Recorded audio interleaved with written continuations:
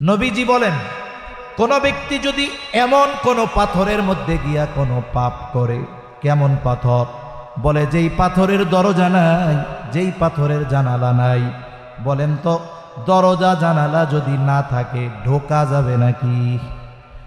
ওই অসম্ভবকে সম্ভব করে কেউ যদি দরজা জানালা বিহীন কোনো পাথরের মধ্যে কোনো আমল করে, ওই আমলটা যদি সরিষা দানা পরিমাণ হয়, ওই আমলটা কিয়ামতের দিন যিনি হাজির করবেন তিনি কে? হযরত লোকমান বলেন, ফাতাকুন ফি সখরাহ। ওই সরিষা দানা পরিমাণ পাপটা যদি তুমি পাথরের মধ্যেও করো, আও ফিস সামাওয়াত, যদি আসমানেও করো, আও ফিল আরদ, জমিনেও যদি করো, ইয়াতি বিহাল্লাহ, ওই পাপ সহ তোমাকে যিনি হাজির করবেন তিনি কে? কারণ আল্লাহ শুধু পাপীকে হাজির করবে তা না, কিয়ামতের দিন আমার আপনার কৃত কর্মগুলাকেও আল্লাহ তাআলা হাজির করবে। তাহলে এই চিন্তা যদি কোনো ব্যক্তির মধ্যে থাকে যে আমি পৃথিবীর যেখানেই যাই না কেন, যাই করি না কেন, দুনিয়ার সব ফাঁকি দেওয়া সম্ভব, আহকামুল হাকিমিনকে ফাঁকি দেওয়া সম্ভব নয়, এই চিন্তা যার মধ্যে সব সময় আছে, বলে তার জন্য গুনাহ করা কঠিন হবে। দোকানদার যদি হয়, ওজনে কম দেওয়া কঠিন হবে। সয়াবিনের সাথে পাম অয়েল মেশানো কঠিন হবে। 3 নম্বর মালকে 1 নম্বর বলে বিক্রয় করা কঠিন হবে, ঠিক কিনা বলেন? যেহেতু বণিক ভাইদের মাহফিল, জানার দরকার এই ব্যবসা এটা শুধু পয়সা উপার্জনের মাধ্যম নয়, সত্যবাদী আমানতদার ব্যবসায়ী, ব্যবসায়ীর জন্য এই 2টা গুণ দরকার। যদি ইমানদার হয়, সত্যবাদী আমানতদার ব্যবসায়ী, কাদের সাথে থাকবে? মা'আন নাবিয়্যিন, নবীদের সাথে থাকবে, সিদ্দিকিনদের সাথে থাকবে, শহীদদের সাথে থাকবে, নেককার বান্দাদের সাথে তাদের অবস্থান হবে। তাহলে যারা ব্যবসা করে শুধুমাত্র ব্যবসার মাধ্যমে সম্পদ উপার্জনের মাধ্যম মনে করে ব্যবসাকে, এরা বোকা। অথচ যেমনভাবে জাগতিক সম্পদ উপার্জন করা যায় ব্যবসার মাধ্যমে, অনুরূপভাবে নবী রাসূলদের সাথী হওয়ার যোগ্যতাও অর্জন করা যায়। তবে সত্যবাদিতা আর আমানতদারিতার সাথে ব্যবসা করতে গেলে প্রাথমিক দিকে কিছুটা মুসিবত মনে হতে পারে, তবে এটা আল্লাহর পরীক্ষা। যদি ইস্তেকামাতের সাথে থাকা যায় যে আমার লাভ কম হোক, আমার পাশের ব্যবসায়ী ভেজাল করে বেশি লাভ করতেছে করুক, আমি নির্ভেজালভাবে আমানতদারিতার সাথে সত্যবাদিতার সাথে ব্যবসা করে লাভ করব কম। হ্যাঁ, তার লাভ হবে কম, কিন্তু বরকত যিনি দিবেন তিনি কে? যারা সত্যবাদী তারা আবেদ, বাস্তবিক অর্থে যারা সাদেক তারা দানশীল, তারা যাকির। তার মানে সাদেক যারা, তাদের মধ্যে সকল ভালো গুণ আছে। আল্লাহ তাআলা এই জন্য সাদেকিনদের সঙ্গী হতে বলেছেন। মূলত আহলুল্লাহ যারা, আল্লাহওয়ালা যারা, আমাদেরকে যদি মুত্তাকি হতে হয় তাদের সঙ্গে সম্পর্ক গড়া দরকার। কারণ সোহবত, সংস্পর্শতা বড় এক জিনিস। সোহবত বড় এক জিনিস। সোহবতের দ্বারা এমন কিছু অর্জন হয় যেটা লেখাপড়া করে অর্জন হয়। মনে করেন একজন ছেলে ঢাকা মেডিকেল কলেজ থেকে সে MBBS কমপ্লিট করছে, MBBS পড়াশোনা শেষ তার। এখন সে কি করে? বলে এই 4 বছর সে যা লেখাপড়া করলো, কোন কোন ক্ষেত্রে 1 বছর, কারো ক্ষেত্রে 2 বছর, কারো কারো ক্ষেত্রে এমনও হয় 3 বছর একজন অভিজ্ঞ ডাক্তারের তত্ত্বাবধানে ইন্টার্নি করা লাগে, ঠিক না? ইন্টার্নি করা লাগে। যখন যার আন্ডারে ইন্টার্নি করছে উনি যখন সার্টিফিকেট দেয় যে হ্যাঁ ও এখন থেকে চেম্বার করতে পারে, এখন থেকে রুগী দেখতে পারে, এরপরে সে নিজে রুগী দেখা শুরু করে। কিন্তু একজন 4 বছর লেখাপড়া করে ইন্টার্নি যদি না করে, শিক্ষিত বা বুঝমান মানুষ যদি জানে এই লোকটা কারো সোহবতে থেকে ইন্টার্নি করে নাই, বলে ওই MBBS এর কাছে মানুষ জানলে জ্বরের ওষুধও আনতে যাবে। আর সোহবতের কারণে কি হয়? বলে 8 ফেল মানুষও ডাক্তার হয়ে যায়। এক এলাকার গল্প বলতেছে। একজন বড় ডাক্তার ছিলেন, ওই সময়ের MBBS পাস। উনি গ্রামে আসছেন, আসার পরে উনি একটা ফার্মেসি দিচ্ছেন, রুগী দেখেন নিজেই প্রেসক্রিপশন করেন, ওষুধের দোকানও ওনার নিজের। এখন একজন লোক ওনার দরকার, উনি প্রেসক্রিপশন করবেন, ওষুধ বেচবেন, এটা ওনার জন্য বড় কষ্টের ঝামেলা। তা একটা পরিবারের ছেলে, গরিব মানুষ, সে 8ও পাস করতে পারে না। ছেলেটার পরিবারে অভাব, লেখাপড়ার সুযোগ নাই। ছেলেটাকে তিনি বললেন, তার পরিবারের কাছে প্রস্তাব দিলেন যে এক কাজ করো, ছেলেটারে আমারে দিয়া দাও, আমার কাছে থাকবে, ওষুধ টষুধ চিনায়া দিমু, মানুষের কাছে দিবে, টাকা পয়সা রাখবে, বেচা কেনা করবে। এখন ওই 8 ফেল ছেলেটা ওনার দোকানে কি করে, উনি প্রেসক্রিপশন লেখে, মোটামুটি পড়ালেখা জানে, ও খুঁজে খুঁজে ওষুধগুলো বের করে দেয়, আর পাশে বসে বসে দেখে যে কোন রোগী আসলো, ডাক্তার কি বলল। এভাবে বলতে বলতে প্রায় 1 যুগের বেশি তার সাথে সে আছে, সোহবতে আছে। আরো কিছুকাল তার সাথে থাকার পর ওই ডাক্তার সাহেব দুনিয়া থেকে মারা গেছে। ডাক্তারের কোনো ছেলে নাই। যাওয়ার আগে ডাক্তার ওসিয়ত করে গেছে, এই ছেলেটা আমার কাছে বছরের পর বছর কাটায় দিল, আমি তাকে তেমন কিছু দিতে পারি নাই। আমার যেই ওষুধের দোকান, ওইটার মালিকানা আমি তারে দিয়া দিলাম। এইবার ওই ছেলেটা দোকানে বসা শুরু করছে, রুগী দেখা শুরু করে দিয়েছে। বলে 8 ফেল ব্যক্তি 1.5 যুগ এক ডাক্তারের সোহবতে থেকে এখন গ্রামের মানুষ তার নামের আগে ডাক্তার লাগায়া দিছে। মানুষ এমনও বলে শহর থেকে ডাক্তার দেখা যায়, আল্লাহ হয়তো ভালো করেন না, শেফা নাই, ভালো হয় নাই। কয় শহরে এত বড় হসপিটালে এত বড় ডাক্তার, ওর চাইতে আমাদের গ্রামের ওই ডাক্তার আব্দুল্লাহ কত ভালো। কিন্তু doctor Abdullah MBBS pass, 8 fail. বলে মানুষের আস্থা তার উপরে এত আসলো কেন? বলে সবাই বলে যে অমক ডাক্তারের সাথে 20 বছরের মতো থাকছে। আরে মিয়া, ওই রকম ডাক্তারের সাথে 20 বছর থাকলে লেখাপড়া করা লাগে? ও তো ঘষায় ঘষাই ডাক্তার হয়ে যায়। এই যে মানুষের আস্থা তার উপরে কেন, মূল কারণটা হলো ওই যে অভিজ্ঞ ডাক্তারের সোহবতে থাকা। সোহবতের বড় পাওয়ার। বলে লোহা আর চম্বুক, লোহা যদিও শক্তিশালী একটা ধাতব, তার চাইতে দুর্বল চম্বুক। চম্বুকের মধ্যে একটা গুণ আছে, লৌহজাত দ্রব্যাদিকে সে আকর্ষণ করে নিজের দিকে টেনে নিয়ে আসে।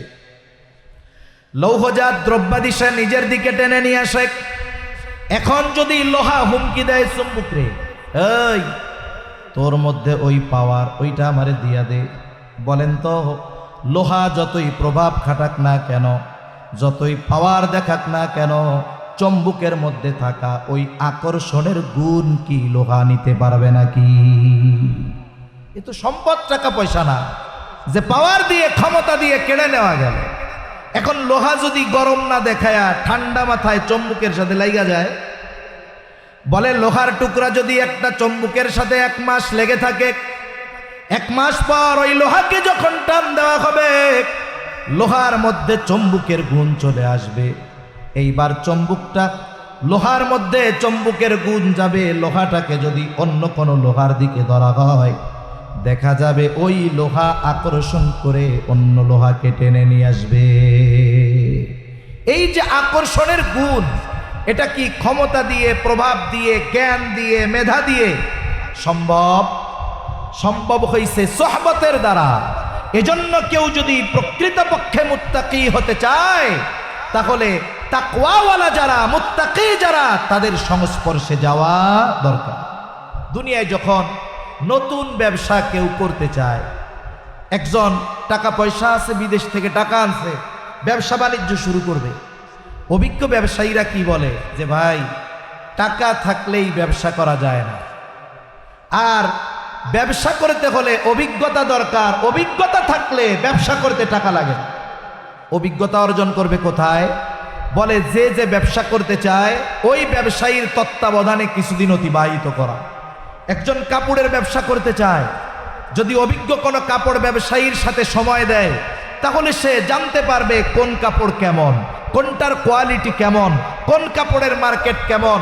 কিন্তু যদি এমন হয় অভিজ্ঞতা নাই, টাকা পয়সা আছে, ইসলামপুর থেকে 5 ট্রাক কাপড় নিয়ে দোকানে আসবে, ওই কাপড় কাস্টমার নিবে না, অনভিজ্ঞতার কারণে ওটা ইঁদুরে কাটবে। ঠিক কিনা বলেন? এই জন্য সোহবত বড় এক জিনিস।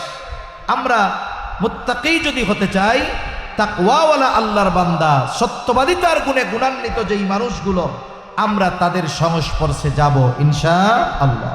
এটা আল্লাহর নির্দেশ। এরপরে আল্লাহ রাব্বুল আলামিন বলেন, ইয়া আইয়ুহাল্লাযীনা আমানুত্তাকুল্লাহ।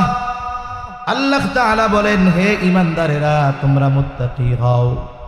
আমরা যদি জিজ্ঞাসা করি, আল্লাহ কেমন করে মুত্তাকি হব, আল্লাহ তাআলা বলেন, ওয়াল তানজুর নাফসুম মা কদ্দামাত লিগাদ। আল্লাহ তাআলা বলেন, তুমি আগামীর দিকে নজর দাও, তুমি আগামীর জন্য কি প্রেরণ করেছ। তুমি আগামীর দিকে নজর দাও, তুমি কি প্রেরণ করছো। আগামী বলতে এখানে যেটা অনিশ্চিত আগামী সেটা নয়। একটা হলো অনিশ্চিত ভবিষ্যৎ, আর একটা হলো সুনিশ্চিত ভবিষ্যৎ। অনিশ্চিত ভবিষ্যৎ কোনটা? বলে দুনিয়ার হায়াত হলো অনিশ্চিত ভবিষ্যৎ। দুনিয়ার হায়াত অনিশ্চিত ভবিষ্যৎ। অথচ অনিশ্চিত ভবিষ্যতে ভালো থাকার জন্য আমাদের চেষ্টা প্রচেষ্টার কোনো কমতি নাই। অনিশ্চিত ভবিষ্যতে ভালো থাকার জন্য মেহনত শ্রমের আমাদের কমতি নাই। অনিশ্চিত ভবিষ্যতের চিন্তা আমাদের বেশি। মনে করেন একটা ছেলে সরকারি চাকরি পেয়েছে, 18-20 বছর বয়স, আর্মিতে চাকরি করে। যখন তার চাকরি শুরু, ট্রেনিং শেষ করে সে আসছে, এখন তার বেতন চালু হয়ে গেছে, চাকরি শুরু। এখন কি হয় বলেন তো? তার যেই বেতন, এটা কি তাকে পরিপূর্ণ দেওয়া হয় নাকি কিছু গভর্নমেন্ট কেটে রাখে? গভর্নমেন্ট কিছু অংশ কেটে রাখে। কেটে রাখার কারণ কি? কেটে রাখার কারণ হলো তার বেতনের পরিমাণ থেকে একটা নির্দিষ্ট % কেটে রাখে। এটা কি হবে? বলে ওই যে 60 বছর বয়সে যখন সে চাকরি থেকে অবসর নিবে, এই 40 বছরে যেই পরিমাণ টাকা জমানো হয়েছে তার দ্বিগুণ পরিমাণ টাকা তাকে ফেরত দেওয়া হবে। কেন? বলে 60 বছর বয়স, বাড়িতে গিয়ে কি কাজ কামার করবে? কারণ তার জীবনের মূল সময়টা তো সে গভর্নমেন্টে সার্ভিস দিছে। 60 বছর বয়সে যখন সে বাড়িতে যাবে তখন তার আর আগের মতো কাজ করার মতো সুযোগ থাকবে না। সেজন্য সরকার কেমন যেন জানায় দেয়, তুমি যদি দায়িত্ব যথাযথভাবে পালন করো, বৃদ্ধকালে তোমার কোনো চিন্তা নাই, তোমারে একসাথে 1 বস্তা টাকা দিব, আবার প্রতি মাসে মাসে পেনশন দিব তোমাকে, মৃত্যু পর্যন্ত তুমি এই টাকাগুলো পাবা, বসে বসে খাবা। তাহলে 18-20 বছরের যুবক তার বেতন থেকে টাকা জমায় কেন? বলে 60 বছর পরে তাকে এটা দেওয়া হবে। আবার তার যদি ব্যয় কম হয়, সে নিজের থেকেও কিছু টাকা ফিক্সড ডিপোজিট করে জমায়। কেন জমায়? বলে যখন চাকরি থাকবে না তখন এই টাকাগুলো দিয়ে আমি ব্যবসা করব, বাকি হায়াত আমি ভালোভাবে কাটাবো। এখন বলেন তো, সরকার যেই ভবিষ্যতের জন্য টাকা কাটে আর জমায়, ওই যুবক যেই ভবিষ্যতের জন্য টাকা কাটে আর জমায়, এই ভবিষ্যৎ ওই যুবকের জন্য অনিশ্চিত না সুনিশ্চিত? নিঃসন্দেহে অনিশ্চিত। সে বাঁচবে কি বাঁচবে না এর কোনো নিশ্চয়তা নাই। আল্লাহ তাআলা এই জায়গায় অনিশ্চিত ভবিষ্যতের দিকে নজর দেওয়ার কথা বলেন নাই। আল্লাহ তাআলা বলেছেন সুনিশ্চিত ভবিষ্যতের দিকে নজর দাও। ওয়াল তানজুর নাফসুম মা কদ্দামাত লিগাদ। তুমি নজর দাও আগামীর জন্য তুমি কি প্রেরণ করেছ। বৃদ্ধকালে ভালো থাকার জন্য কি জমাইছো এটা নয়, বরং কবর হলো সুনিশ্চিত ভবিষ্যৎ। এই কবরে ভালো থাকার জন্য তুমি দুনিয়ার থেকে কবরে কি পাঠাইছো? হায়রে ফুলফুল সেরাত বিজলির মতো পাড়ি দেওয়ার জন্য কি পাঠিয়েছ? পরকালে জান্নাত পাওয়ার জন্য কি দুনিয়া থেকে ভবিষ্যতের জন্য পাঠিয়েছ? সেই দিকটাতে তুমি নজর দাও। এজন্য বুজুর্গানে দিন মুহাসাবার কথা বলেন, হিসাবের কথা বলেন। আর হিসাবের কথা আসলে আমাদের সামনে চিন্তা আসে টাকা পয়সার হিসাব। ব্যবসায়ী হিসাব করে টাকা পয়সার হিসাব, রাজনীতিবিদ হিসাব করে ভোটের হিসাব, এক একজনের এক এক রকমের হিসাব। কিন্তু বুজুর্গানে দিন আমলের হিসাব করতে বলেন, জীবনের নেকি আর গুনার হিসাব বুজুর্গানে দিন করতে বলেন। বুজুর্গানে দিন বলেন যে প্রত্যেকটা রাতে ঘুমাইতে যাওয়ার আগে, ঘুমানোর আগে সবার উচিত তার সারা দিনের ভালো মন্দ কাজের একটা হিসাব করা। আপনাদের এই বড় বাজার, কালামপুর বাজার, বাজারে অনেক বড় বড় ব্যবসায়ী আছে। অধিকাংশ প্রসিদ্ধ ব্যবসায়ী যারা দীর্ঘদিন সুনামের সাথে ব্যবসা করতেছে, এই ধরনের ব্যবসায়ীরা কিছু রুলস ফলো করে, কিছু নিয়ম নীতি মেনে চলে, যার কারণে তারা দেখা যায় সহজে লস খায় না। মার্কেট বা বাজার বন্ধ হবে 10টায়, উনি দোকান বন্ধ করে দেয় 9টায় দোকান বন্ধ। দোকানের মধ্যে বসে কি করে? বলে কয়েক ধরনের হিসাব করে। 1 নাম্বার হিসাব করে আজকে বেচা কেনা কত হলো। 2 নাম্বার হিসাব করে আজকে কত টাকার মাল জিনিস কিনলাম। 3 নাম্বার হিসাব করে আজকে বাকি কত গেল। এই 3টা হিসাব অভিজ্ঞ দোকানদারেরা করে, ব্যবসায়ীরা করে। কারণ এই 3 হিসাবের মাধ্যমে আজকের ব্যবসায় তার লাভ কত সেটা সে বের করে ফেলে। যে ব্যবসা করে সেই ব্যবসার কত বিক্রয় হলে কত লাভ, এই হিসাব কম বেশি হলেও ওই অভিজ্ঞ ব্যবসায়ীর জানা থাকে। হয়তো 19-20 হতে পারে। যে সিমেন্টের ব্যবসা করে তার হিসাব আছে যে আমার 10 লক্ষ টাকা বিক্রয় হলে কত টাকা লাভ হবে, আছে না নাই? যারা মুদি দোকানদার দীর্ঘদিন ব্যবসা করে, জিজ্ঞাসা করবেন আপনার যেই প্রোডাক্ট, পণ্য, এগুলো যদি 1 লাখ টাকার বিক্রয় হয় আপনার লাভ কত হবে? সে যা বলবে হয়তো 19-20 হতে পারে। এখন হিসাব করে আজকের বেচা কেনা নগদ 1 লাখ অথবা 80,000 বা 70,000, বাকি 30,000। তার হিসাব হলো 1 লক্ষ টাকা বিক্রয় হলে আমার 20,000 টাকা লাভ হবে। এখন তার নগদ আর বাকি মিলে 1 লক্ষ বিক্রয় হয়েছে ঠিক, কিন্তু 30,000 বাকি। বলেন তো আজকের দিনের লাভ তার কাছে আছে? জোরে বলেন না, আছে? তার মূলধন থেকে মানুষের কাছে কত হাজার গেছে? 10,000। এই গতিতে যদি 1 মাস ব্যবসা চলে তাহলে মোটামুটি ব্যবসা শেষ হয়ে যাওয়ার উপক্রম হবে। এখন ব্যবসায়ী এই হিসাবের পরে একটা সিদ্ধান্তে উপনীত হতে পারে। কি সিদ্ধান্ত?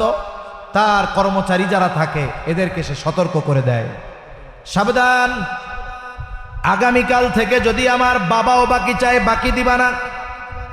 আমার নগদ বাকি মিলায়া 1 লক্ষ টাকা বিক্রয় কেনা বেচা করার দরকার নাই, আমি 50,000 বিক্রয় করব, নগদে বিক্রয় করব। এই যে 1 ঘন্টা রাতের হিসাব কি হলো? বলে আগামী দিন কোন পদ্ধতিতে তার ব্যবসা পরিচালিত হবে সে সিদ্ধান্তে উপনীত হতে পারে। এই জন্য কোনো ব্যক্তি যদি প্রতিদিন রাতে শোবার আগে তার সারা দিনের নেকি আর বদির হিসাব করে, হয়তো এই হিসাব তার আগামী দিনের পরিবর্তনের কারণ হয়ে যেতে পারে। কারণ একটা মানুষ যদি রাতের বেলায় এই চিন্তা করে, নেকির চিন্তা করে, গোনার চিন্তা করে, তাহলে রাতের মধ্যে ওই প্রভাব তার মধ্যে পড়ে। যদি কেউ বিছানায় শুয়ে মোবাইল দেখা শুরু করে, বলে মোবাইলের প্রভাব তার মধ্যে পড়ে।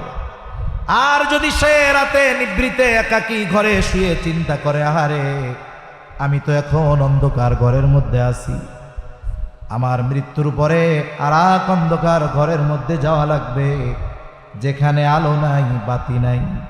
তবে আলো আর বাতির ব্যবস্থা হবে, বাতাসের ব্যবস্থা হবে, আরামের ব্যবস্থা হবে যদি নেকি থাকে। এবার সেই হিসাব করে দেখি, আমার জীবনের হিসাবটা একটু করি, আজকের দিনের নেকি কত, গোনা কত। সে হিসাব করলো, দেখলো আজকে সওয়াব কম, গোনা বেশি। সওয়াব কম, তার গোনা বেশি। তার মধ্যে চিন্তা ঢুকছে, আরে আজকের রাতটা যদি আমার জীবনের শেষ রাত হয়ে যায়, তাহলে আগামী দিন পরকালে আল্লাহর সামনে আমাকে গুনাহগারদের কাতারে দাঁড়াতে হবে। এই চিন্তা করে সে রাতের বেলায় খালেস তওবা করছে, একেবারে একনিষ্ঠ তওবা, যে আল্লাহ আমারে মাফ করে দেন, আমি আর জীবনে কোনোদিন গুনাহ করব না। এই তওবা আল্লাহর কাছে কবুল হয়ে গেছে। কারণ বলা যায় না, আমি শুরুর দিকে বলেছিলাম যে কোন কথায় কার জীবনের পরিবর্তন হয় বলা যায় না। হাদিসের মধ্যে এক জালেমের ঘটনা আসছে। জালেমের নাম ছিল কিফিল। নবীজি সাল্লাল্লাহু আলাইহি ওয়াসাল্লাম একবার দুইবার নয়, বারবার কিফিলের ঘটনা সাহাবায়ে কেরামের কাছে বর্ণনা করেছেন। নবীজি বলেন কিফিল হলো এমন এক জালেম, বলে এমন কোনো পাপ নাই কিফিল করে নাই, এমন কোনো অন্যায় নাই কিফিল করে নাই। কিফিলের অন্যায়গুলার মধ্যে একটা অন্যায়, সে মানুষকে সুদের উপরে টাকা দিত। সুদখোর ছিল, সুদখোর। সমাজে আছে নাকি সুদখোর? আরে মিয়া, ব্যাংকে কত বড় সুদ, বলে ঘরোয়া সুদ আরো বড় সুদ। কিফিল মানুষরে সুদের উপরে টাকা দিত। একদিন এক বিধবা মহিলা তার কাছে আসছে বিপদে পড়ে কিছু টাকা কর্জ নেওয়ার জন্য। বলে যারা সুদি কারবারি করে এরা মানুষ বিপদে পড়লে কর্জ দেয় না। কেউ যদি সুদে চাইতে যায় মুঠ ভইরা দিয়া দেয়, কিন্তু বিপদে পড়ে যদি 500 টাকা ধারও চায় তাও দেয় না। ওই মহিলা গিয়া বলে কিফিল আমারে কিছু টাকা দাও, কর্জ দাও, ধার দাও, আমি বিপদে পড়েছি। কিফিল বলে না, আমি কাউরে টাকা ধার দেই না, টাকা যদি লাগে সুদে নাও। মহিলা বলে কিফিল সুদ দেওয়ার মতো সামর্থ্য যদি আমার থাকতো তাইলে তোমার কাছে সাহায্যের জন্য আসতাম নাকি। মহিলা বিধবা, চেহারা সুন্দর, সকল পাপে অভ্যস্ত কিফিল এবার মহিলাকে কুপ্রস্তাব দিয়ে বলে, মহিলা তোমাকে টাকা কর্জ দিতে পারি এই শর্তে, সুদ দিতে পারবা না অসুবিধা নাই, তবে আমার সাথে অমুক দিন গোপনে ব্যভিচারে লিপ্ত হবা। জালেম কিফিল সুযোগ মতো মহিলাকে জেনার প্রস্তাব দিল। হাদিসের মধ্যে আসছে কাদাল ফাকিরু আইয়াকুনা কুফরা, দরিদ্রতা মানুষকে কুফরি পর্যন্ত পৌঁছায় দেয়। অনেক সময় দরিদ্রতার কারণে অনেকের চরিত্র ধ্বংস হয়ে যায়। আমাদের আশেপাশে অনেক মানুষ আছে অন্যায়ের সাথে জড়িত, পাপাচারে লিপ্ত। যদি একটু আমরা খোঁজ নেই দেখা যাবে এরা শখে পাপে জড়িয়েছে এমনটা নয়। অধিকাংশ মানুষের এই পাপে জড়ানোর অন্যতম কারণ হলো তার অভাব। এজন্য গভর্নমেন্টের কি দরকার ছিল? দরকার ছিল এই পাপে যারা লিপ্ত তারা তো অভাবের কারণে তাদের কর্মসংস্থানের ব্যবস্থা করা দরকার ছিল, ঠিক কিনা বলেন? অথচ এরা কি চাচ্ছে? এরা চাচ্ছে পতিতাবৃত্তিকে বৈধতা দিয়ে এটাকে কর্ম হিসাবে বৈধতা দেওয়া। রাষ্ট্র যদি কোনো অন্যায় কাজকে বৈধতা দিয়ে এটাকে কোনো পেশা হিসাবে বৈধতা দেয় যে এটা বৈধ কাজ, বলেন তো আল্লাহ না করুক কারো মেয়ে কারো ছেলে যদি ওই পাপাচারে লিপ্ত হয় আর মা বাবা যদি বাধা দেয়, ও গিয়ে মামলা দিবে গভর্নমেন্টের কাছে, দেখেন আমি রাষ্ট্রীয় আইন অনুযায়ী একটা বৈধ কাজ করতে চাচ্ছি, আমার বাবা বাধা দিচ্ছে, আমার মা বাধা দিচ্ছে, এদের নামে আমি মামলা করতে চাই। অথচ কি দরকার ছিল? এদেশে পতিতাবৃত্তির সাথে জড়িত কোটি কোটি নারী নয়, সংখ্যাটা যতই হোক না কেন, গভর্নমেন্ট যদি সদিচ্ছা করে তাহলে ওই পতিতালয়কে ভেঙে দিয়ে ওই জায়গায় ইন্ডাস্ট্রি বানিয়ে ওই নারীদের হালাল উপার্জনের ব্যবস্থা করতে পারে, ঠিক কিনা বলে? কিন্তু কাদেরকে খুশি করার জন্য উল্টা পতিতাবৃত্তিকে বৈধতা দিয়ে আবার তাদেরকে ডেকে এনে মোটা অঙ্কের টাকা তাদেরকে দেওয়া হচ্ছে। এর দ্বারা কি বোঝা যাচ্ছে? এরা সমাজ থেকে অন্যায় দূর করতে চায় না, পাপাচার দূর করতে চায় না, এরা চায় এই পাপাচারকে সমাজে বৈধতা দিতে, ঠিক কিনা বলে? এখন আমরা যদি চুপ থাকি, কথা না বলি, প্রতিবাদ না করি, জেনা ব্যভিচার জমিনে বাড়বে, আল্লাহর আযাব গজব ত্বরান্বিত হবে।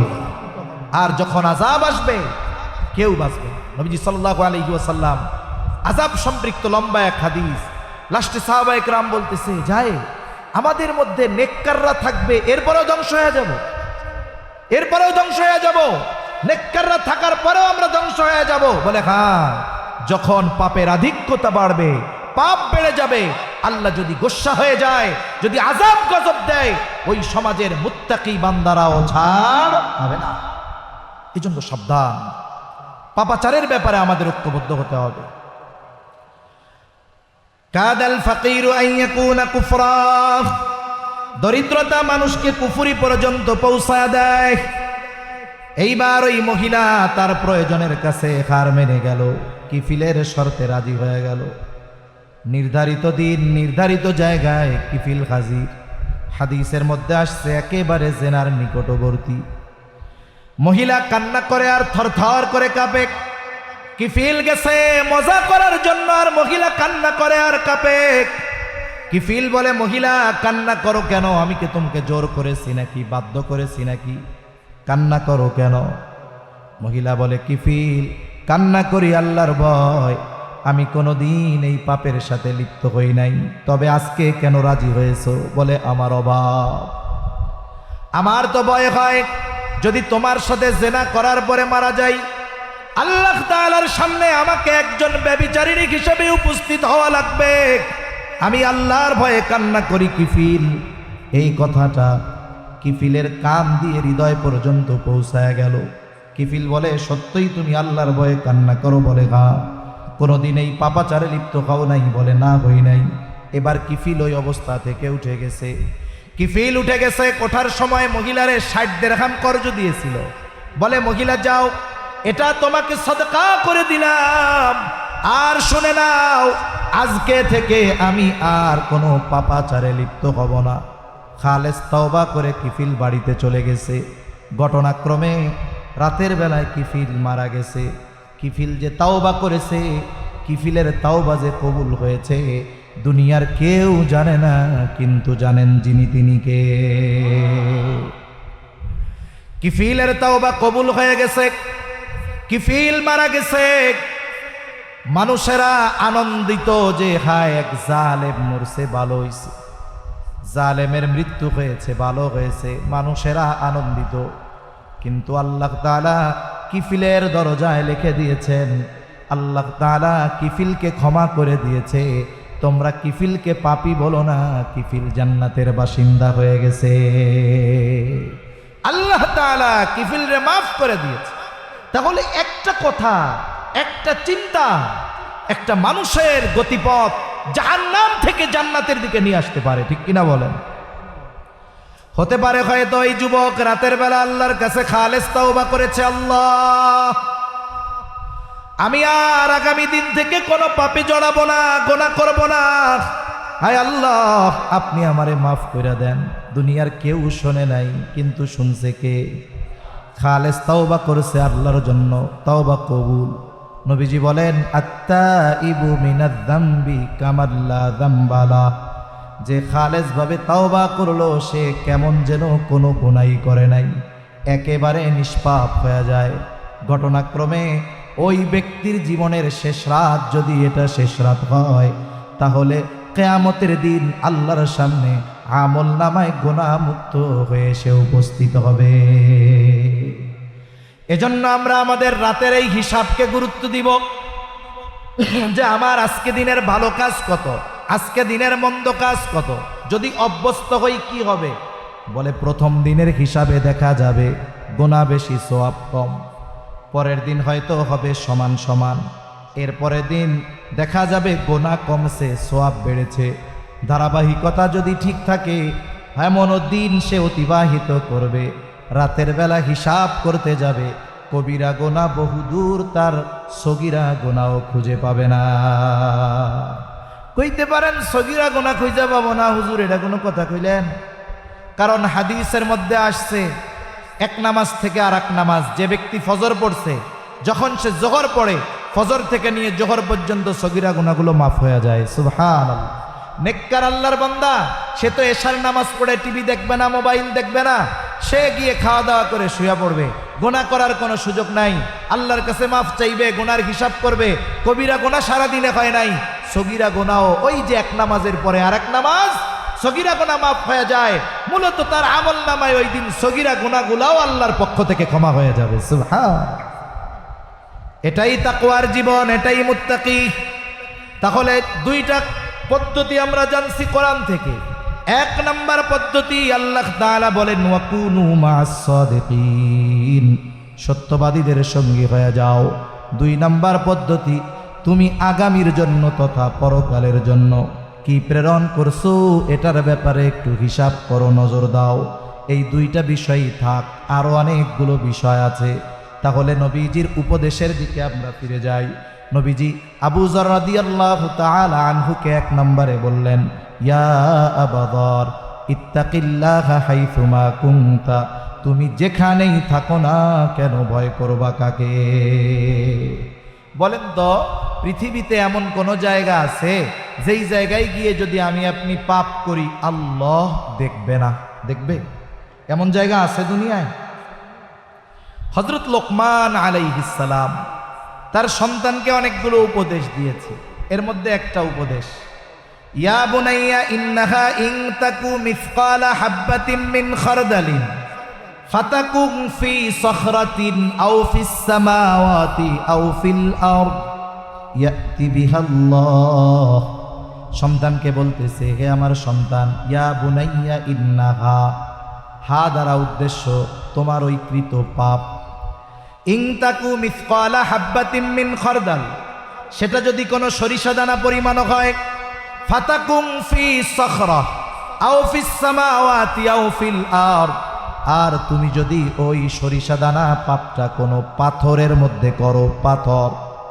এই আয়াতের তাফসিরে আনাস রাদিয়াল্লাহু তাআলা আনহু থেকে বর্ণিত একটা হাদিস আসছে।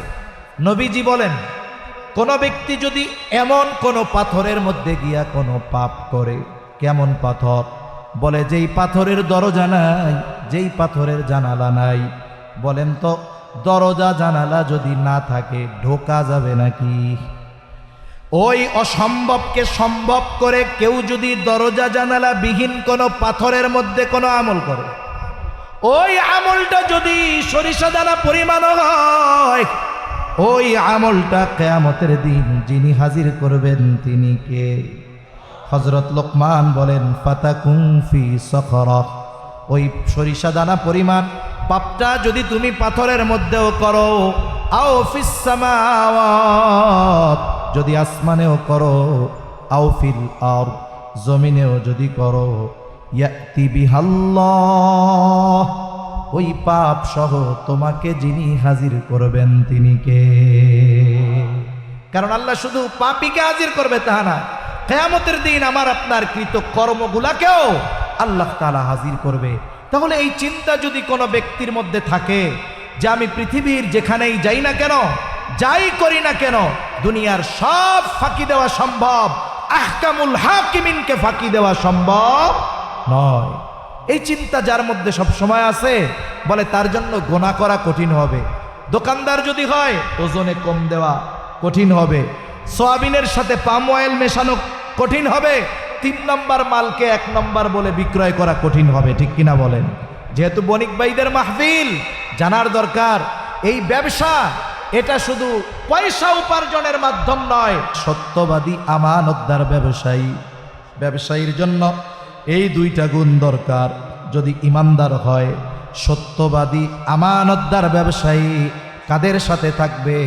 মান নবিয়্যিন, নবীদের সাথে থাকবে, সিদ্দিকিনদের সাথে থাকবে, শহীদদের সাথে থাকবে, নেককার বান্দাদের সাথে তাদের অবস্থান হবে। তাহলে যারা ব্যবসা করে শুধুমাত্র ব্যবসার মাধ্যমে সম্পদ উপার্জনের মাধ্যম মনে করে ব্যবসাকে, এরা বোকা। অথচ যেমনভাবে জাগতিক সম্পদ উপার্জন করা যায় ব্যবসার মাধ্যমে, অনুরূপভাবে নবী রাসূলদের সাথী হওয়ার যোগ্যতাও অর্জন করা যায়। তবে সত্যবাদিতা আর আমানতদারিতার সাথে ব্যবসা করতে গেলে প্রাথমিক দিকে কিছুটা মুসিবত মনে হতে পারে, তবে এটা আল্লাহর পরীক্ষা। যদি ইস্তেকামাতের সাথে থাকা যায় যে আমার লাভ কম হোক, আমার পাশের ব্যবসায়ী ভেজাল করে বেশি লাভ করতেছে করুক, আমি নির্ভেজালভাবে আমানতদারিতার সাথে সত্যবাদিতার সাথে ব্যবসা করে লাভ করব কম, হ্যাঁ তার লাভ হবে কম, কিন্তু বরকত যিনি দিবেন তিনি কে? সে একদিন ধরা খাবে, 10 লাখ জরিমানা শেষ, আছে না নাই? উপার্জন করে কিন্তু ঘরে সিরিয়াল ধরে অসুস্থ থাকে, কিছুদিন বউ, কিছুদিন সন্তান, কিছুদিন নিজে, কিছুদিন মা, ধারাবাহিকভাবে অসুস্থতা চলতেছে। আরেকজন সত্যবাদিতা আমানতদারিতার সাথে ব্যবসা করতেছে, লাভ কম হচ্ছে, কিন্তু সময়ের সাথে সাথে আল্লাহ তাআলা প্রবৃদ্ধি দিচ্ছে এবং এর মধ্যে বরকত দিচ্ছে, ঠিক কিনা বলেন? এজন্য ব্যবসায়ী ভাইরা সত্যবাদিতা ও আমানতদারিতা এটাকেই বানাতে হবে ব্যবসার মূলধন। তাহলে ওই ব্যবসায়ী আর ব্যবসার মধ্যে রহমত আর বরকত দিয়ে ভরপুর করবেন কে? আল্লাহ। তাহলে 3টা পয়েন্ট আমরা আলোচনা করলাম মুত্তাকি হওয়ার জন্য। যেখানেই থাকি না কেন চিন্তা থাকবে আমার মালিক আমাকে দেখতেছে।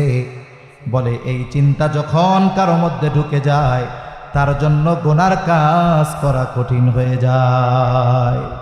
নবীজি সাল্লাল্লাহু আলাইহি ওয়াসাল্লামের দ্বিতীয় উপদেশ, ওয়াতবি'আস সাইয়্যাতাল হাসানাতা তামহুহা। ও আবু যর, তোমার দ্বারা যখন কোনো মন্দ কাজ হয়ে যাবে তুমি ভালো কাজ করবা, নেকের কাজ করবা। কেননা ভালো কাজ মন্দ কাজটাকে মিটায়া দেয়। আল্লাহ তাআলাও বলেন ইন্নাল হাসানাতি ইউযহিবুনাস সাইয়্যাত। ভালো কাজ মন্দ কাজকে মিটায়া দেয়, তবে মন্দ কাজটা যেমন মুসার জন্য ভালো কাজটা ওই পরিমাণের হতে হবে। এখন একজন করেছে কবিরা গুনাহ, আর একজন বান্দার হক নষ্ট করে ফেলছে। এখন ও যদি 1000 দানার তসবিহ একটা নিয়ে কয় আস্তাগফিরুল্লাহ আস্তাগফিরুল্লাহ, আল্লাহ আমারে মাফ করে দেন, বলেন তো বান্দার হক আদায় না করা পর্যন্ত তার তাওবা আল্লাহ কবুল করবে নাকি? তাহলে বান্দার হক যে নষ্ট করেছে আগে বান্দার হক আদায় করতে হবে, তাহলেই না তার তাওবা কবুল হবে, নাইলে তার তাওবা কবুল হবে না, তার গুনাহ মাফ হবে না। এই জন্য গুনাহ যেমন এই গুনাহ মুসার জন্য আমল তেমন। কবিরা গুনাহ যদি হয় খালেস তাওবা করতে হবে, বান্দার হক সম্পৃক্ত যদি হয় বান্দার হকগুলো আদায় করতে হবে, ছোট ছোট অন্যায় যদি হয় ওটাও মাফ চেয়ে নিতে হবে। কারণ দুনিয়াতে কেউ যদি কারোর সাথে অসৎ আচরণ করে, একজন মুরব্বী তার সাথে আমার ভালো আচরণ করতে হবে, এটা তার হক। এখন আমি তার সাথে মন্দ আচরণ করলাম, তার কাছে আমি ক্ষমাও চাই নাই, তার কাছে মাফও চাই নাই, সে মাফও করে নাই, কি হবে তাইলে? নবীজি বলেন তোমরা ওই দিন আসার আগে সতর্ক হয়ে যাও, যেই দিন আল্লাহ তাআলা বাদী বিবাদীর মধ্যে ফয়সালা করে দিবে। যদি দুনিয়াতে কেউ কাউকে কথার দ্বারাও একটা কষ্ট দিয়ে থাকো মাফ চেয়ে নাও, কারণ ওই বিষয়টার ফয়সালাও কিয়ামতের দিন যিনি করবেন তিনি কে? এজন্য যত ছোট মন্দ কাজ হোক আমরা মাফ চেয়ে নিব, যার সাথে হবে তার সাথে। এজন্য রাসূলুল্লাহ সাল্লাল্লাহু আলাইহি ওয়াসাল্লাম আয়েশা সিদ্দিকা রাদিয়াল্লাহু তাআলা আনহাকে বলেন, আয়েশা তুমি কোনো নেকের কাজকে ছোট মনে করবা না, কোনো গুনার কাজকেও ছোট মনে করবা না, কারণ হতে পারে ওই ছোট পাপের কারণে আল্লাহ শাস্তি দিতে পারে, আবার ওই ছোট ভালো কাজের কারণে আল্লাহ মাফ করে দিতে পারে। প্রসিদ্ধ ঘটনা আমরা সবাই কম বেশি জানি। একজন দুশ্চরিত্রা নারী, সে একটা পিপাসিত কুকুরকে পানি পান করাইছে, ভালো কাজ, আল্লাহর কাছে পছন্দ হয়েছে। নবীজি বলেন এই কারণে আল্লাহ তাআলা তাকে মাফ করে দিবে। আরেকজন মহিলা, সে একটা বিড়ালকে বেঁধে রাখছে, খাবারও দেয় না ছেড়েও দেয় না, বিড়ালটা মারা গেছে। নবীজি সাল্লাল্লাহু আলাইহি ওয়াসাল্লাম বলেন কিয়ামতের দিন এই কারণে আল্লাহ তাআলা তাকে শাস্তি দিবে। এজন্য আমার আপনার দ্বারা যদি কবিরা গুনাহ হয়, তাহলে কবিরা গুনাহ মোছার ওষুধ হলো তাওবা। একজনের সাথে খারাপ আচরণ হয়েছে, তার কাছ থেকে ক্ষমা চাওয়া, এই ধরনের পাপ যেমন তার পাপ থেকে মুক্তি বা নাজাত বা তাওবার পদ্ধতি তেমন। এজন্য আমার আপনার দ্বারা যদি কখনো পাপ হয়ে যায়, অন্যায় হয়ে যায়, তাওবার ক্ষেত্রে কারো সাথে যদি খারাপ আচরণ হয়ে যায়, ক্ষমা চাওয়ার ক্ষেত্রে আমরা কখনো বিলম্ব করব না। হয়তো আজ রাতে আমার দ্বারা গুনাহ হয়েছে, আজ রাতে আমার দ্বারা কথার দ্বারা কেউ কষ্ট পেয়েছে, আগামী দিন ক্ষমা পাওয়ার সুযোগ পাবো কি পাবো না এর কোনো নিশ্চয়তা নাই। তাহলে নবীজি সাল্লাল্লাহু আলাইহি ওয়াসাল্লাম দ্বিতীয় উপদেশ দিলেন, ও আবু যর, তোমার দ্বারা যদি কখনো অন্যায় কাজ হয়ে যায় তুমি ভালো কাজ করবা, নেকের কাজ করবা। কেন? তামহুহা, ওই ভালো কাজ মন্দ কাজটাকে মিটায়া দেয়।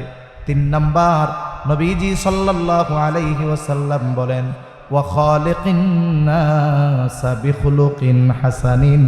ও আবু যর, মানুষের সাথে সদাচরণ করবা, মানুষের সাথে সদাচরণ করবা, ভালো ব্যবহার করবা। সদাচার এটা ব্যাপক অর্থবোধক একটি শব্দ। সদাচারী তো সে, প্রকৃতপক্ষে যেই মানুষটা তার কাছে যেমন হক প্রাপ্য তেমনি হক আদায় যেই ব্যক্তি করে সেই ব্যক্তি মূলত সদাচারী। অনেকে আছে মুখ দিয়ে কথা বলে সুন্দর সুন্দর, কিন্তু মানুষের হক নষ্ট করে, বিভিন্ন পদ্ধতিতে মানুষকে কষ্ট দেয়। তার কথা খুব সুন্দর, মিষ্টি কথা, আবার অধিকাংশ সময় দুষ্টু লোকের কথা ভাষা এগুলো মিষ্টি হয় বেশি। দুনিয়ায় যত চিটিংবাজ আছে সব চিটিংবাজদের ভাষা দেখবেন খুব মধুর, খুব মায়াময়, মানুষকে খুব আকর্ষিত করে, আচরণ খুব সুন্দর।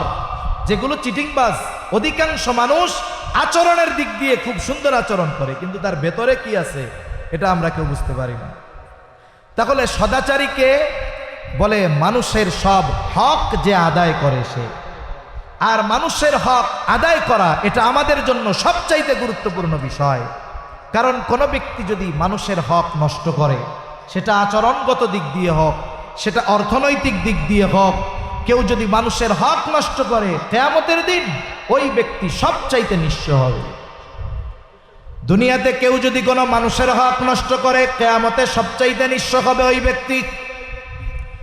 রাসূলুল্লাহ সাল্লাল্লাহু আলাইহি ওয়াসাল্লাম সাহাবায়ে কেরামকে জিজ্ঞাসা করেন, তোমরা কি জানো কিয়ামতের দিন সবচাইতে নিঃস্ব হবে কে, মুফলিস কে হবে? সাহাবায়ে কেরাম জবাব দিলেন, ইয়া রাসূলুল্লাহ, আল্লাহ এবং তার রাসূল ভালো জানে। নবীজি সাল্লাল্লাহু আলাইহি ওয়াসাল্লাম বলেন, কিয়ামতের দিন সবচাইতে নিঃস্ব হবে ওই ব্যক্তি যার দুনিয়াতে নেক আমলের কোনো অভাব নাই, তাহাজ্জুদের অভাব নাই, তার দান সাদকার কোনো অভাব নাই, হজ উমরার অভাব নাই। এত পরিমাণ আমল সে দুনিয়ায় করবে, কিয়ামতের দিন পাহাড় সম পরিমাণ নেক নিয়ে সে উঠবে। সে মনে করবে আজকে আমার জান্নাতে যাওয়া কে ঠেকায়। কিন্তু আফসোস, ওই ব্যক্তি দুনিয়ায় মানুষের হক নষ্ট করত, কারো সম্পদ কেড়ে নেওয়ার মাধ্যমে, কারো উপরে জুলুম করার মাধ্যমে, কাউকে কথার মাধ্যমে, কাউকে হাতের মাধ্যমে। ক্ষমতাধর ছিল, প্রভাবশালী ছিল, নেক আমল করেছে, কিন্তু বান্দার হক নষ্ট করেছে। ওই লোকটা জান্নাতে যাওয়ার অনুমতি পাবার পূর্বে আল্লাহ তাআলার কাছে দুনিয়ায় যাদের উপরে সে জুলুম করেছে ওই মানুষগুলো আল্লাহর আদালতে ওই ব্যক্তির ব্যাপারে অভিযোগ দায়ের করবে, আল্লাহর কাছে বিচার প্রার্থনা করবে। আল্লাহ জিজ্ঞাসা করবে, ওরা যে অভিযোগ দিল সত্য? মিথ্যা বলার কোনো উপায় নাই। সে বলবে হ্যাঁ সত্য। আল্লাহ বলবে তাইলে হক আদায় করে দাও। দুনিয়ার লেনদেন, টাকা পয়সা, ডলার এগুলো দিয়ে হয়, কিয়ামতের দিনের লেনদেন হবে নেকি আর গুনাহ দিয়া। বলে যার কাছে নেকি সে ধনী, যার নেকি নাই সে গরিব। এইবার ওই ব্যক্তি বলবে আল্লাহ এ তো দুনিয়া না, দুনিয়া হলে সম্পদ যা নিয়েছি বহুগুণ প্রয়োজনে তাকে দিয়ে দিতাম। এবার বাদী বলবে আল্লাহ আমার তো এখন সম্পদ দরকার নাই, আমার হক সে তার নেকির দ্বারা আদায় করে দি।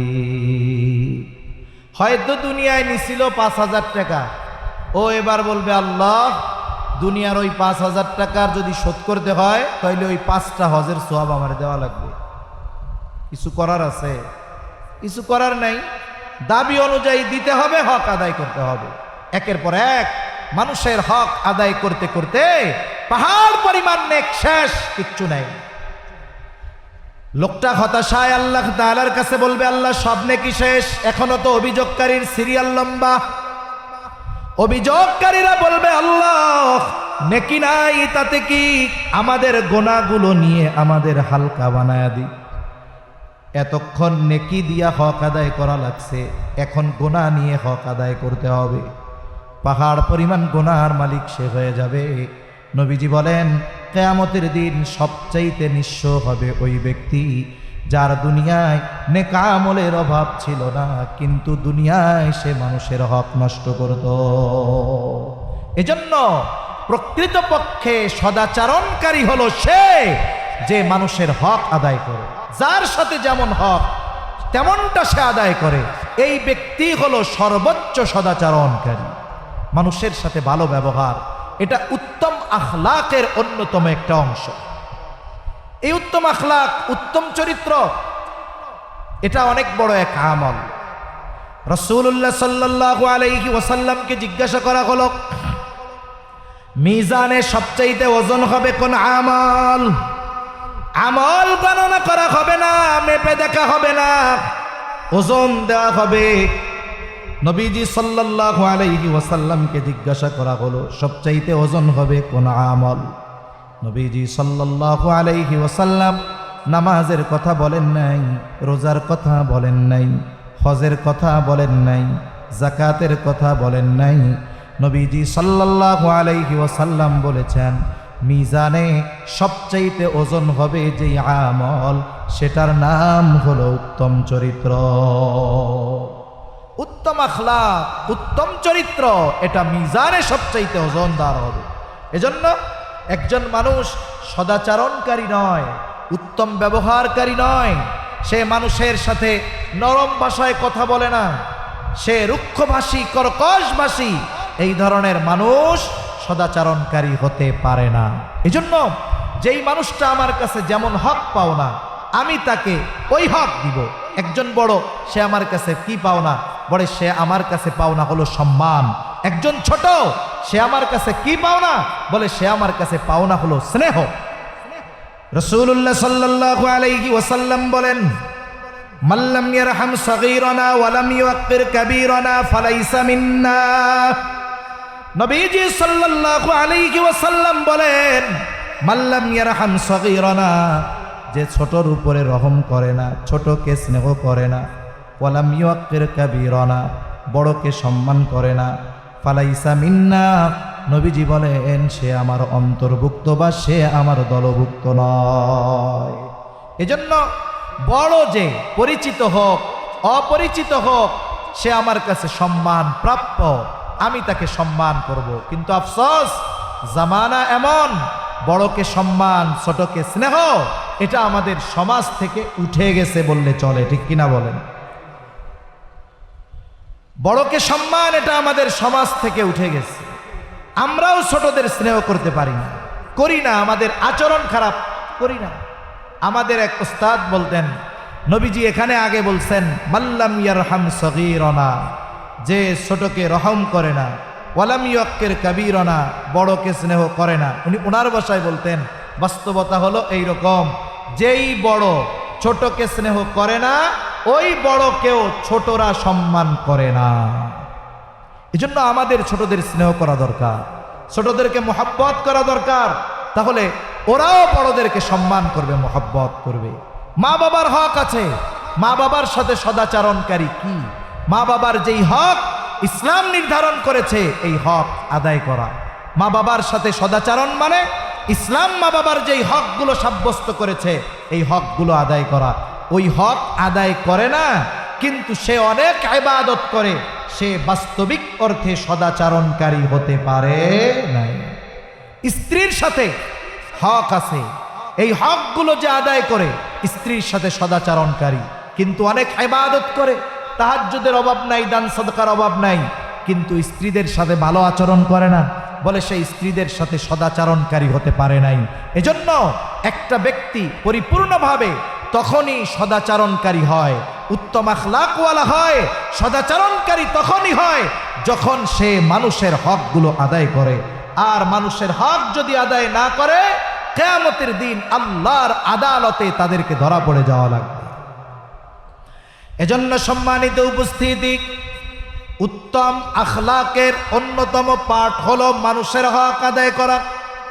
এজন্য দেখুন, ইসলামের যত বিধিবিধান, হুকুম, আহকাম সম্মিলিতভাবে যত কিছু আছে, ঈমান থেকে নিয়ে যত কিছু আছে, সবগুলোকে শরীয়তে ইসলাম 5টি ভাগে বিভক্ত করেছে।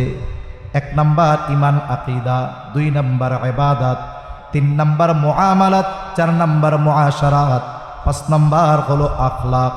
এর মধ্যে ঈমান, আকীদা আর ইবাদত যদি এক পাশে রাখেন, বাকি যে 3টা বিষয় আছে, এই 3টা বিষয় মানুষের সাথে মানুষের পারস্পরিক লেনদেন, আদান প্রদান, সম্মান আর আচার আচরণের সাথে সম্পৃক্ত।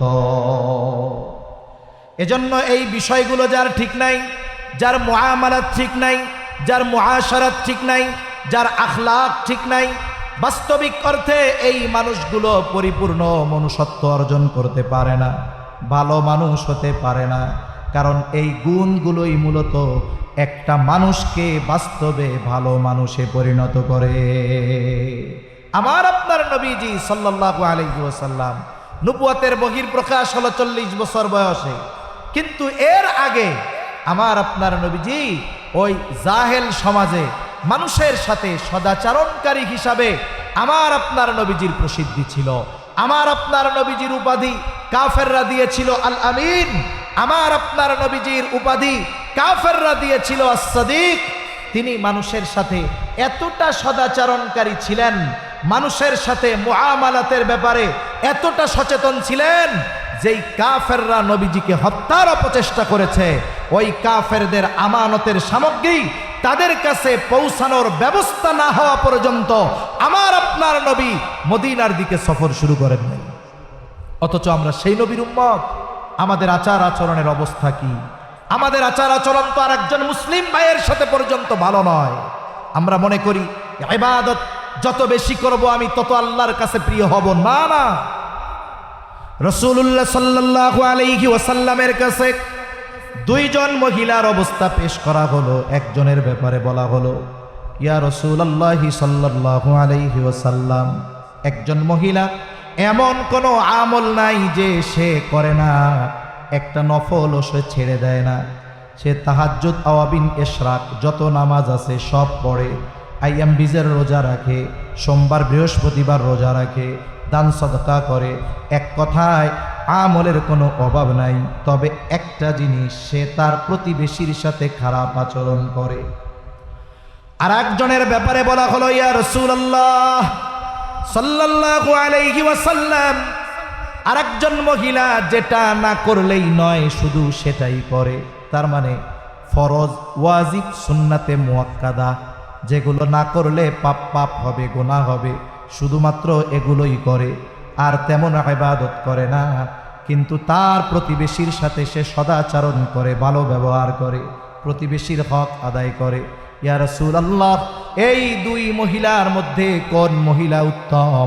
নবীজি ওই ইবাদত বেশি করে তার কথা বলেন নাই, বরং নবীজি বললেন, যেই মহিলা প্রতিবেশীর সাথে সদাচরণ করে ওই মহিলা হলো উত্তম মহিলা, ওই মহিলা উত্তম। তাহলে উত্তম নবীজির কাছে হওয়ার জন্য ইবাদত বেশি হয় নাই, বরং ভালো আচরণ, হক আদায় করার মাধ্যমে সে উত্তম মানুষ বলে বিবেচিত হয়েছে। এজন্য আমরাও আমাদের অপর মুসলমান ভাইয়ের সাথে ভালো আচরণ করব। আচরণ সবার সাথে ভালো, অমুসলিমদের সাথেও ভালো, খাস করে মুসলমানদের সাথে আমাদের আচরণ সর্বোচ্চ ভালো হতে হবে। নবীজি সাল্লাল্লাহু আলাইহি ওয়াসাল্লাম বলেন, আল মুসলিমু মান সালিমাল মুসলিমুনা মিন লিসানিহি ওয়া ইয়াদি। নবীজি বলেন, প্রকৃত মুসলমানকে বলে যে যার হাত এবং জবানের অনিষ্ট থেকে অপর মুসলমান নিরাপদ থাকে। আমার জবান দ্বারা মুসলমান কষ্ট পায়, আমার হাত দ্বারা মুসলমান কষ্ট পায়, আমি ইবাদত করি অনেক, বলে আমি সদাচরণকারী হতে পারি নাই। একজন অমুসলিমও যদি আমার প্রতিবেশী হয়, তারও হক আছে না নাই? অমুসলিমদের সাথেও সদাচরণ। আয়েশা সিদ্দিকা রাদিয়াল্লাহু তাআলা আনহা নবীজি সাল্লাল্লাহু আলাইহি ওয়াসাল্লামের কাছে প্রতিবেশীর হকের ব্যাপারে জানতে চায়। বলে, ইয়া রাসূলুল্লাহ, আমার দুইজন প্রতিবেশী, একজন মুসলিম আর একজন ইহুদি। প্রতিবেশী হিসাবে কে আমার কাছে বেশি হক পাও না? দুইজনই আমার প্রতিবেশী, একজন ইহুদি আর একজন মুসলিম, কে বেশি হক পাও না? নবীজি সাল্লাল্লাহু আলাইহি ওয়াসাল্লাম এই ক্ষেত্রে যিনি মুসলমান তিনি হকদার বেশি, এমন জবাব নবীজি দেন নাই। নবীজি বললেন, আয়েশা, যার দরজা তোমার দরজার বেশি কাছে, প্রতিবেশী হিসাবে সে তোমার কাছে বেশি হকদার। তাহলে একজন অমুসলিম সেও যদি আমার প্রতিবেশী হয়, একজন মুসলিম প্রতিবেশীর চাইতে সে যদি আমার বেশি নিকটে হয়, অমুসলিম হিসাবেও সে আমার কাছে ভালো আচরণ প্রাপ্য, এটা তার হক। ইসলাম এত সুন্দর সদালাপ, সদাচরণ আমাদেরকে শিখিয়েছে। কিন্তু আফসোস, যেই ইসলাম এত সুন্দর আখলাকের শিক্ষা দিল, ভালো আচরণের শিক্ষা দিল, আমরা সেই শিক্ষা গ্রহণ করতে পারলাম না। আমরা কি করি? আমরা এক মুসলমান আর এক মুসলমানের বকা দেই। আমরা এক মুসলমান আর এক মুসলমানের ক্ষতি করার জন্য যত ধরনের কাজ আছে করি। আমরা এক মুসলমান আর এক মুসলমানের গীবত করি। আমরা আর এক মুসলমানের দোষ না থাকলেও ওই দোষটা তার উপরে চাপায় দেই, অপবাদ দেই। অথচ একজন মুসলমানের জান, মাল, সম্মান, রক্ত সব আমার কাছে সম্মানের বস্তু থাকার কথা ছিল, ঠিক কিনা বলেন? কিন্তু আফসোস, আজকে এই সদাচরণ, এই উত্তম আখলাক, উত্তম চরিত্র আমাদের থেকে দূরে চলে গেছে। এজন্য আমরা আজকে এই মুসিবতের মধ্যে আছি, আমরা আর কষ্টের মধ্যে আছি। রাসূল আকরাম সাল্লাল্লাহু আলাইহি ওয়াসাল্লাম যেই আদর্শ, যেই শিক্ষা আমাদেরকে দিয়ে গিয়েছিলেন, আফসোসের বিষয় সেই শিক্ষার উপরে আমরা নিজেদেরকে গড়ে তুলতে পারি নাই। যদি পারতাম তাহলে গোটা দুনিয়ার নেতৃত্ব আজকে মুসলমানদের হাতে থাকতো, ঠিক কিনা বলেন? এজন্য আমরা যদি জীবনকে সুসজ্জিত করতে চাই, রাসূল সাল্লাল্লাহু আলাইহি ওয়াসাল্লামের উপদেশ, রাসূল সাল্লাল্লাহু আলাইহি ওয়াসাল্লামের আদর্শ ছাড়া সেটা সম্ভব নয়। এজন্য সম্মানিত উপস্থিতি, নবীজি সাল্লাল্লাহু আলাইহি ওয়াসাল্লামের হযরত আবু যর রাদিয়াল্লাহু তাআলা আনহুকে করা এই গুরুত্বপূর্ণ তিনটা উপদেশ, এটার মধ্যে তিন ধরনের হক নিহিত আছে। কয় ধরনের? জোরে গণ, আরো জোরে বলেন কয় ধরনের? সাধারণত হক তিন ধরনের হয়। বলতে পারেন হুজুর আমরা তো শুনেছি আল্লাহর হক আর বান্দার হক, আপনি আবার তিন ধরনের হকের কথা কেমনে বলেন? বলে হ্যাঁ, এর মধ্যে একটা আছে 2 in 1। 1 নাম্বার আল্লাহর হক, 2 নাম্বার বান্দার নিজের উপরে নিজের হক, 3 নাম্বার মানুষের হক। এই তিনটা হকের কথা আল্লাহর নবী এখানে শিক্ষা দিয়েছেন। 1 নাম্বার আল্লাহর হক কি? বলে তারই ইবাদত করবে, তার সাথে শিরিক করবে না। ইবাদত একমাত্র তারই করতে হবে, তার সাথে কারো শিরিক করা যাবে না, এটা আল্লাহর হক। এখন বলেন তো, কোন ব্যক্তি যদি প্রকৃতপক্ষে মুত্তাকি হয়, মুত্তাকি, সে যদি নেককারদের সঙ্গী হয়, সে যদি নিজের জীবনের আমলের হিসাব করে, সে যদি সর্বদা এই চিন্তা করে যে আমার রব আমাকে সর্বদা দেখতেছে, বলেন তো অন্যান্য আরো কিছু বিষয় আছে, সবগুলা থাকলো, এই তিনটা জিনিস কোনো ব্যক্তির ভিতরে যদি পরিপূর্ণ থাকে, ওই ব্যক্তি জীবন চলে গেলেও আল্লাহর হক নষ্ট করবে নাকি? জোরে বলেন করবে? সে জীবন চলে যাবে, আল্লাহর হক নষ্ট করবে না। 2 নাম্বার বলে বান্দার নিজের উপরে নিজের হক কি? বলে নিজের উপরে বান্দা নিজেও জুলুম করে। আমরা অনেক সময় মনে করি একজন মানুষ মনে হয় আর একজনের উপরেই শুধু জুলুম করে। আসলে বিষয়টা এমন নয়। মানুষ যেমন অপর মানুষের উপরে জুলুম করে, অনুরূপভাবে মানুষ নিজে নিজের উপরে জুলুম করে। যেমন আল্লাহ তাআলা কোরআনুল কারীমের মধ্যে জানাইছেন, আসমান জমিন সৃষ্টি থেকে মাস হইল 12টা। কয়টা? জোরে কন, আরো জোরে বলেন কয়টা? আরে আমি এতক্ষণ ধরে কইতাছি, আমি চিল্লাই, আপনারা কন না কেন? ঘুম আসতেছে নাকি? তাকবীর দেন, নারায়ে তাকবীর, আরো জোরে নারায়ে তাকবীর। মাস কয়টা? এর মধ্যে 4টা মাস কি? আরবাআতুন হুরুম, 4টি মাস সম্মানিত মাস। এই 4টি মাস সম্মানিত মাসে আল্লাহ তাআলার গুরুত্বপূর্ণ যে নির্দেশনা, ফালা তাযলিমু ফীহিন্না আনফুসাকুম, এই সম্মানিত 4 মাসে আল্লাহর অন্যতম নির্দেশনা, ফালা তাযলিমু ফীহিন্না আনফুসাকুম, এই মাস সমূহের মধ্যে তোমরা নিজেদের উপরে নিজেরা জুলুম কইরো না। মুফাসসিরিনে কেরাম বলেন, নিজের উপরে জুলুম করা কি? তার মানে তুমি পাপাচারে লিপ্ত হইও না, গুনাহ করো না, পাপাচারে লিপ্ত হইও না। তার মানে মানুষ যখন কোনো পাপ করে, সে নিজের উপরে নিজে জুলুম করে। তাহলে মানুষ আল্লাহর কাছে ক্ষমা চাওয়ার মাধ্যমে নিজের হক আদায় করে, মানে এই জুলুম, এই পাপ থেকে সে নিজেকে মুক্ত করে। নবীজির দ্বিতীয় নসিহতের মধ্যে মানুষের নিজের উপরে নিজের হকের কথা নবীজি বলেছেন। ফালা তাযলিমু ফীহিন্না আনফুসাকুম। আল্লাহ বলেন যে ওই মাস সমূহতে তোমরা নিজেদের উপরে নিজেরা জুলুম করো না। আর রাসূলুল্লাহ সাল্লাল্লাহু আলাইহি ওয়াসাল্লাম বলেন, হে আবু যর, ওয়া আতবি'is সাইয়্যাতাল হাসানাতা তামহুহা, তোমার দ্বারা যদি কখনো মন্দ কাজ হয়ে যায় তুমি ভালো কাজ করো, ভালো কাজ মন্দ কাজকে মিটায় দেয়। এখন আমি কবিরা গুনাহ করে ফেলছি, বলে আমার ভালো কাজ হলো তাওবা করা, ক্ষমা চাওয়া। কার কাছে? জোরে কন। তাহলে এই তাওবা করা, ক্ষমা চাওয়ার মাধ্যমে বান্দা নিজের হক আদায় করে। আর ৩ নাম্বার, মানুষের হকগুলো আদায় করার মাধ্যমে মানুষের সাথে সদাচরণ, তথা যেই মানুষটা তার কাছে যেই ধরনের হক পাও না সেই ধরনের হক আদায় করার মাধ্যমে সে গোটা মানব জাতির সাথে সদাচরণকারী হয়ে যায়।